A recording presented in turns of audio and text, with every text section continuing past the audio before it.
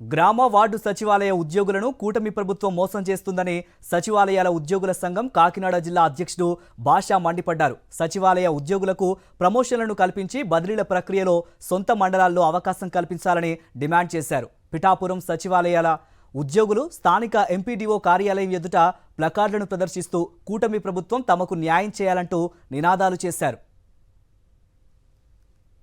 భాష నేను కాకినాడ జిల్లా గ్రామ వార్డు సచివాలయ ఎంప్లాయీస్ యూనియన్ ప్రెసిడెంట్ అండి.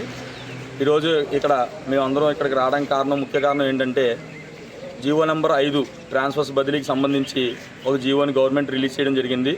అందులో మరీ ముఖ్యంగా నేటివ్ మండల్ అనే ఆప్షన్ని తీయడం జరిగింది. అంటే ఇప్పుడు ఎక్కడైతే ఉద్యోగస్తుడు పనిచేస్తున్నాడో అతని సొంత మండలంలో తను పని చేయకూడదని చెప్పేసి ఒక సవరణ తీసుకొచ్చారు.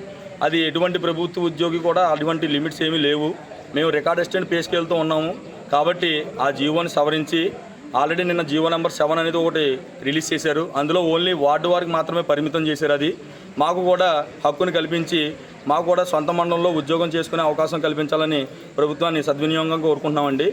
ఇందులో ముఖ్యంగా చెప్పాల్సింది ఏంటంటే మా యొక్క పే స్కేలు 2 నేషనల్ ఇంక్రిమెంట్లు ప్లస్ 9 ఏరియాస్ మాకు ఇంకా బకాయిలు చెల్లించవలసింది ఉందండి.